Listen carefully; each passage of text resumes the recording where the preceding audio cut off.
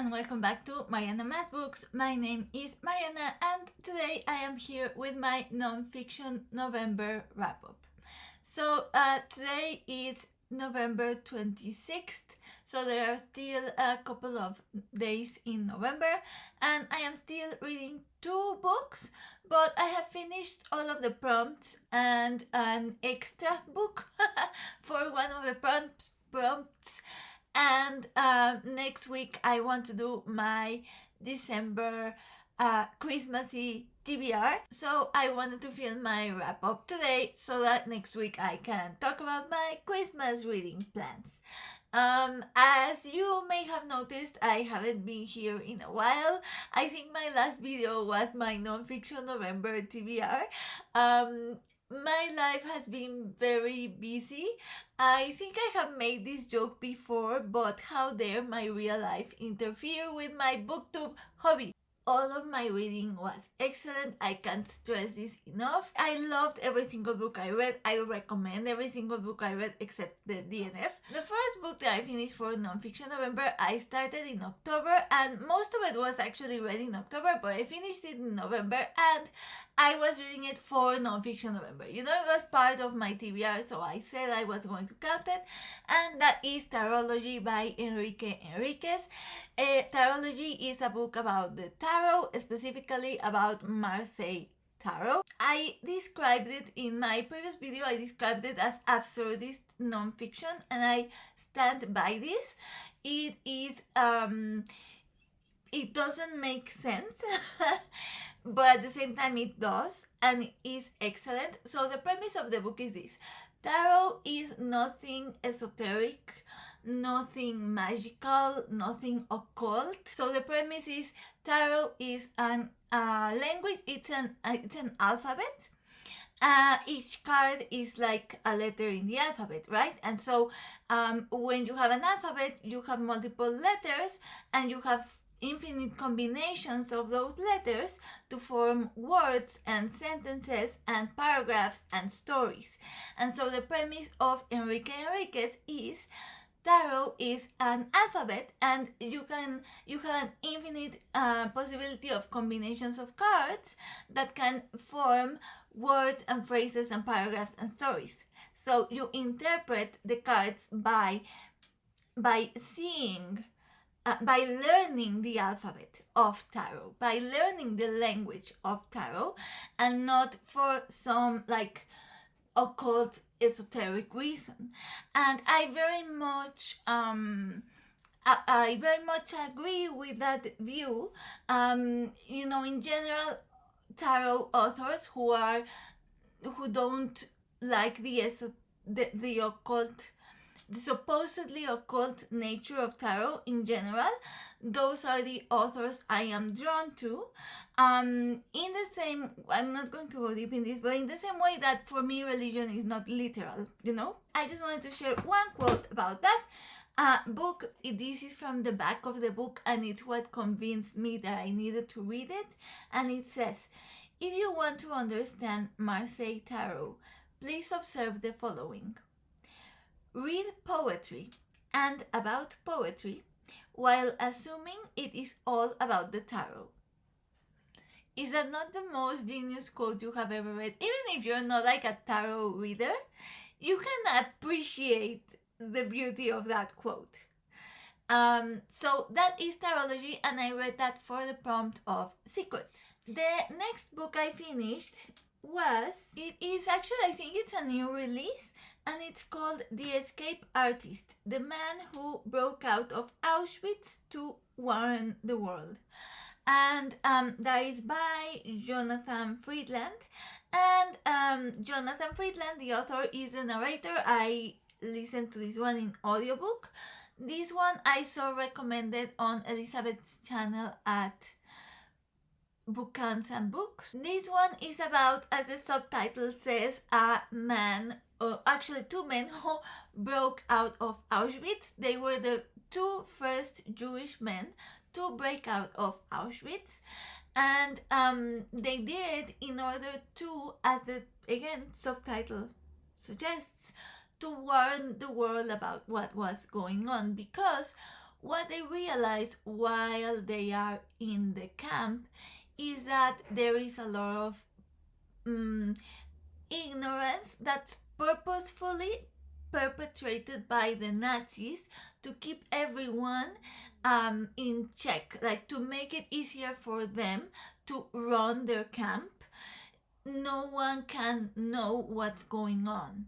And so they realize this and they decide that they have to break out and inform the world about what's happening.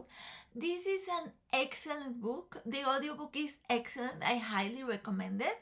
There are parts where you are literally on the edge of your seat, and it's very tough because of the subject matter. So there were parts that were very tough to read, to listen, but very, very good and very interesting. So the all of the book is very interesting, but what I want to talk about is the after they escaped, because I found that's what I found most fascinating, because I think that most of us have heard at least a little bit about the Holocaust and Auschwitz and all of those dreadful things that happened. But the what happened after they escape and after they start telling people is that they realize that people from the outside, like the general population, didn't know what was going on, but the people higher up, the governments and stuff, they knew what was going on and they just didn't do anything about it because of, political reasons and stuff. It was very interesting to learn everything that happened after, and very infuriating, let me tell you. Like, this book, I don't usually cry in books, but there were some parts in this book that made me so angry to the point where I almost cried from anger.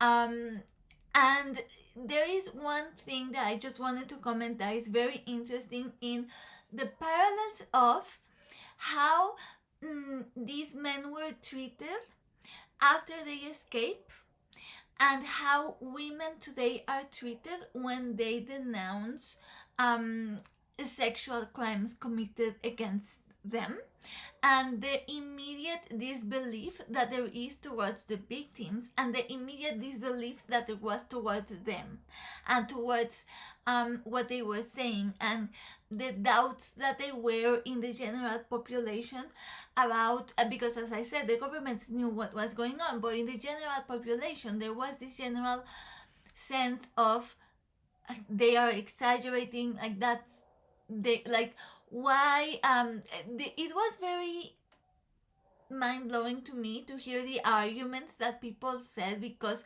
they are the same arguments that are being said today. So they would say things like,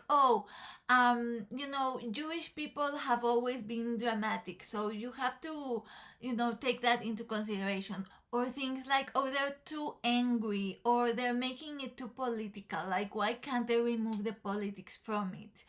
Or what, like, if this was really true, why don't you Jewish people say anything? Like, why do people don't denounce that this is going on if this is really going on? So the exact same arguments that people use against women who speak up were being used against these men who spoke up. And I don't know, it just made me think about this immediate thing we have of doubting victims and why that is. And it's very interesting. There's this quote, because eventually he stops being invited to like memorials and stuff. But at first they're invited to documentaries and like to testify and to events and stuff, but after some time he stops being invited because he's too angry, because he's too political, and there was this quote that, because I read in audio, I don't have it written down, but it was a quote that said that he stopped being invited because he didn't fit the idea, or he didn't fit the expectation that people had of what a Holocaust survivor should be. That's the same discourse that we hear today about, like, oh, she doesn't seem like a real victim, she doesn't act like a victim. And that's what they would say about him: he doesn't act like a victim. So very interesting, highly recommend. It's one of those books, it's one of those nonfiction books where you read it and you think this would make a very good movie, like based on true events movie. It's very engaging, 5 stars. And then the next book that I finished, The Escaped Artist, I read for the prompt of Border. And then the next one it's the DNF. Okay, so for Element, I ended up reading essay collection, which is a different essay collection from the one that I said on my TBR, and it is The Life of an Unknown Author, an anthology on writing and publishing from some of the best authors you haven't yet read. So it is an anthology of unpublished authors, but unpublished, untraditionally published authors. What I thought this essay collection was a collection of essays of independent authors. I think the problem with this book for me, other than the writing, which is very not good, and other than the fact that it's a Christian book, and so every paragraph there is a mention of Jesus and God, and I am a Catholic, but I'm reading an essay about their publishing industry. I don't think it's necessary to thank God in every paragraph, you know? But other than that, which I might have overlooked if the essays, like if the topics of the subjects of the essays were to my liking, the problem was the expectation that I had of the book. So this book I saw recommended on Steve Donahue's channel, and when he spoke about the book, he talked about how in today's world anyone can be an author, and that's a good thing, and how if you are a writer and you're not traditionally published, you can just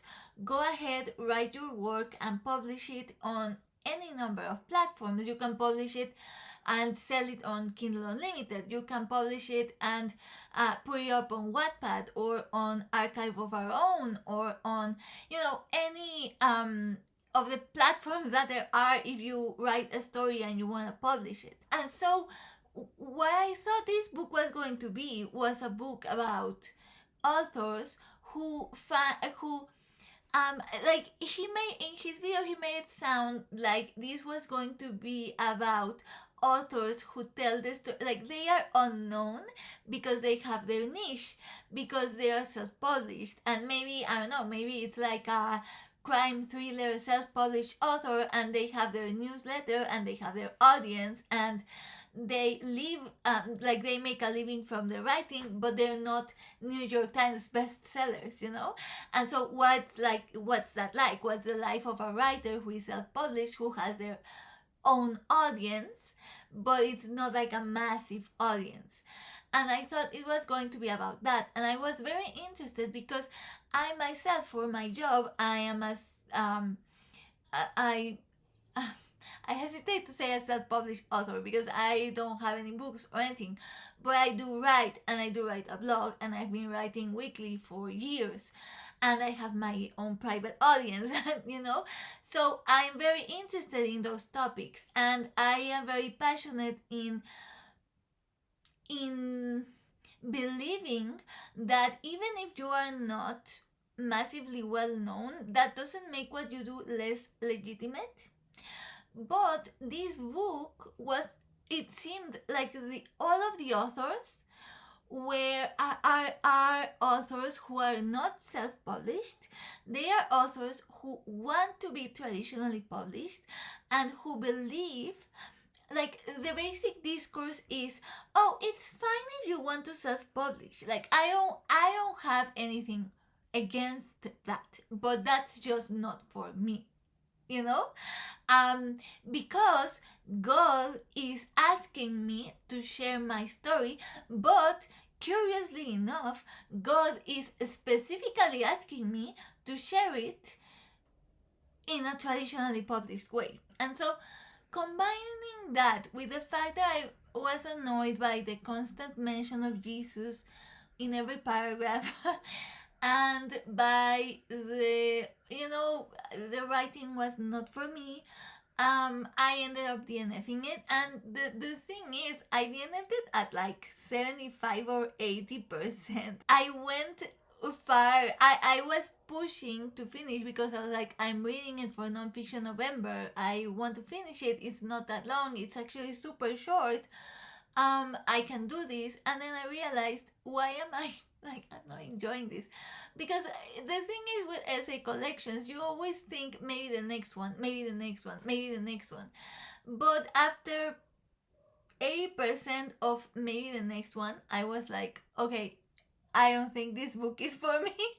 And so I finally DNF'd it. So that was not a success, but the rest of them were. The next book I finished is by Alejandro Magallanes, who is a Mexican graphic designer, and it is called Las letras son dibujos. It's a new release, it's not translated. I highly doubt it will be, because it's one of those books that I will flip to the pages because I own it physically. I will flip to the pages and you can see the pages, because it's one of those books that's kind of like very experimental, and it's some of part of it are essays, part of it are transcripts of interviews, part of it are graphic work by Alejandro Magallanes, like cartoon strips. Part of it are illustrations, some pages are just quotes, like it's just a collection, a random collection of things about books, about art, about that type of topic. I very much enjoy it. I always enjoy Alejandro Magallanes. I'm a fan of his work since university, and so every time I see something by Alejandro Magallanes, I'm interested in it. And so I went to a bookstore, an actual real life bookstore, and I saw it on the shelf because it's a new release, and I got it and I read it in a weekend and I really liked it. I think I gave this book 4 stars. And I read it for the prompt of element, because it's a book that has many different elements. So yeah. And then the final book I finished, and then I will briefly mention the ones I'm currently reading, but the final book I finished is Children of Ash and Elm, A History of the Vikings by Neil Price, and that one is a history of the Vikings. The good thing about nonfiction books is that the subtitle tells you everything you need to know. So it's a history of the Vikings. I also briefly talk about this book in my previous video, because I also started this book in October, but it's a very chunky book, so I finished it in November. I actually finished it yesterday, so like very recently. I absolutely loved this book.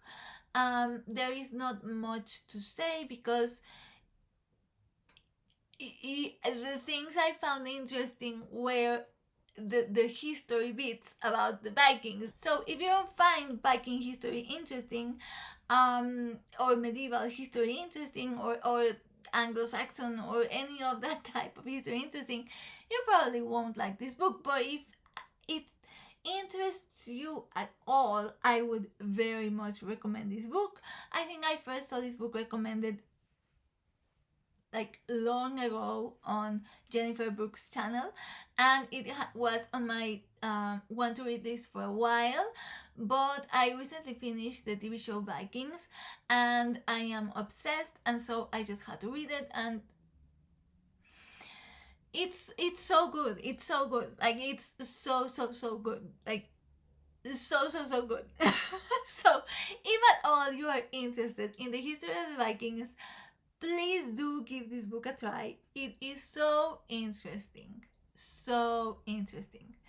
But if you do not, if you have no interest in that, or if you don't like historical nonfiction, you're probably not going to like this. So yeah, 5 stars, more than 5 stars. I don't know if I would say 5 million stars, because I usually reserve 5 million stars for fiction, but because I just finished it, I'm very much in the mood to say 5 million stars. Is it my favorite book that I read in Nonfiction November? Probably, yeah, probably. Yeah, probably. This is my favorite book that I read for Nonfiction November, and I read it for the record prompt because Vikings did not leave a written record, save for like a few rune inscriptions. We don't have like books or anything written by them. Everything we have are later texts written by other people. So, record. And it's also a record of the history of Vikings, So, yeah, so those are the books I finished. And then briefly, I just want to mention very quickly the books I'm currently reading. So, currently, I am rereading Cleopatra by Stacy Schiff. I usually don't reread. I'm not a big rereader. If you've watched my videos, I don't think I talk about rereading a lot because I'm not a big rereader. But in the middle of November, I had this like brief moment where I was like, I'm not going to buy books for Nonfiction November. I'm going to read everything that I own. I had already bought Tarology, but I was like, I'm not buying any more books. And so I was looking through my Kindle to see what nonfiction books I owned. I do have a couple of unread nonfiction books, but I was in the mood for historical nonfiction. And the historical nonfiction that I own that most appealed to me at the moment was Cleopatra. And so I decided to reread it, and it's a fascinating book. It's so interesting. I'm loving the reread because I don't retain a lot of information when I read nonfiction, especially this type of nonfiction. I don't retain a lot of information, and so I retain the big important facts, but the details I don't. And so I'm reading and I'm like, oh, that's right. Oh, yeah, this was so interesting.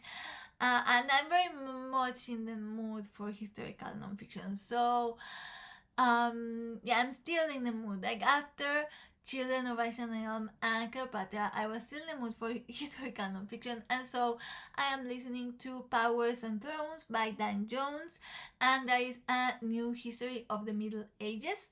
The Middle Ages period fascinates me just in general. I talked about this, I think, in my knitting book tag, which was all about nonfiction. But that period fascinates me just in general, and so it is very interesting. And look at the cover, please. Just, you can't look at a book with that cover and not expect that I'm going to read it. When I saw this, when it was going to come out, and I saw it on people's channels, and I saw the cover, I was like, gimme it. So this was, okay, obviously an interest in the topic, but there are a million books about the Middle Ages. So why did I chose this one in particular? Because of the cover, one, and two, because it's available in the audiobook platform that I use. And when I was browsing to see what was available, I saw that one and I was like, we're done looking, this is what I'm reading. I'm really enjoying it. I am like 20% in. It's a super chunky book, and the audiobook is very long. It's like 24 hours. I think I can finish it because of life circumstances that I'm not going to go into, but I'm going to have a lot of listening time in the next couple of days, so maybe I can finish it. So I don't know if I will finish these two. I do want to finish both of them, but I'm going to take it slow because I want to read Christmas books in December. So, but I wanted to mention them because I am also reading those two nonfiction books. So that is my nonfiction November reading. It was an excellent reading month. I am so happy with the books that I chose, except for the DNF. Everything else was great. You saw like 5 stars, 4 stars all around. I'm excited to see everyone's nonfiction November wrap-ups.